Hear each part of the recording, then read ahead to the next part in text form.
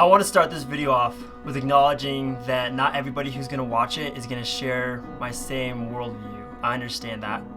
But I do think that this video is going to be good for revealing some truths about how this virus and quarantine has been inadvertently affecting some of us and our mental health. And I'm honestly just here to call that out. Full transparency, guys, I haven't felt like myself these past few weeks.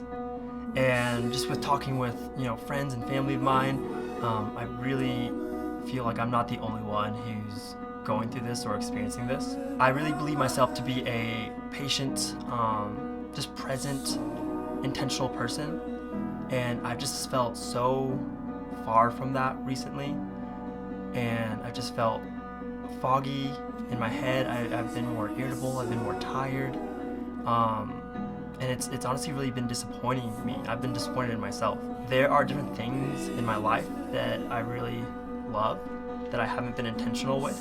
If you know me, you probably know me to be a pretty creative person. That's just a huge part of who I am. I love to create. About a week ago, I was in this podcast, and pretty much in the podcast we were talking about what it's been like to create in a time of crisis. During the podcast, I said something along the lines of, I find inspiration and motivation by spending time with like-minded people and going out and experiencing things in this world.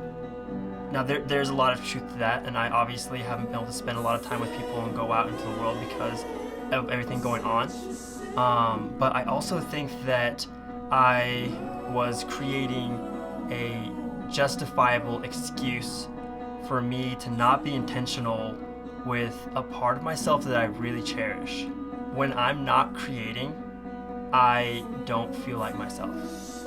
And I think that that's had an effect on my mental health. As a Christian, I believe that we were meant to be part of a body. I don't really care if you're an introvert or you believe yourself to be an extrovert, we were just never meant to do this life alone. One of my best friends mentioned in a conversation we had recently that if you remove a limb from the body, that limb is going to die. Now, I don't want you to hear what I'm not saying because I believe that there is value in spending time alone sometimes, but you do need community. It's so weird though because it feels like the more time I spend alone, the more I get comfortable with it, and the more I almost want it. I really don't think that I'm the only one that's been feeling that. Guys, the enemy is so strategic, and I believe that he's creating an addiction to the isolation. The Bible talks about not forsaking the assembling of ourselves together. In the Bible it says, where two or more are gathered, there I will be also. It's instilled in our very nature to come together, sharpen each other, to come alongside each other and champion each other, to be there for each other in the highs or the lows. I understand that it's way easier and way more natural for us to be able to do that when we can be in the same physical place. But when that's taken away, it takes intentionality to reach out to a friend, to encourage somebody, to fight for a clear mind. This might sound kind of harsh, but it's just what I've observed. I don't believe that Christians are cultivating the behavior of feeding ourselves. If you saw a full-grown adult being spoon-fed by their parents, I'm sure you'd find that very weird and probably somewhat disturbing. Eventually, a human being has to learn how to feed itself if it's going to survive, if it's going to thrive. That just goes for spiritual feeding as well. I believe we're kind of living in this culture where people believe that you can get fed on Sunday mornings and that's gonna last you throughout the whole week. But you know just as well as I do that if you just eat one time a week, you're going to be weak.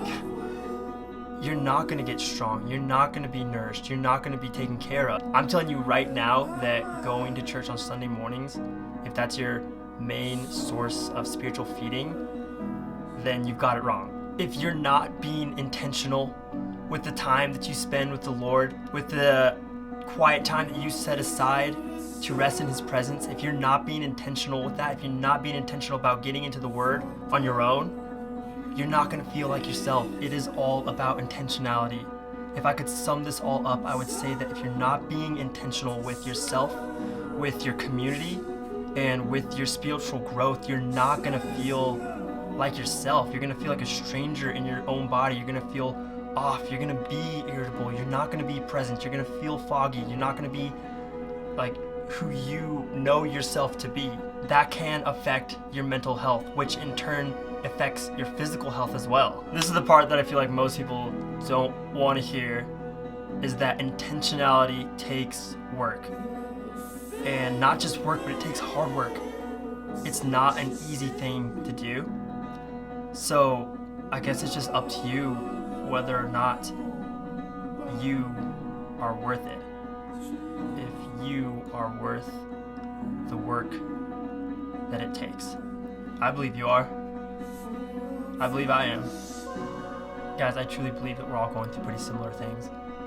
So just keep your chin up and reach out to somebody.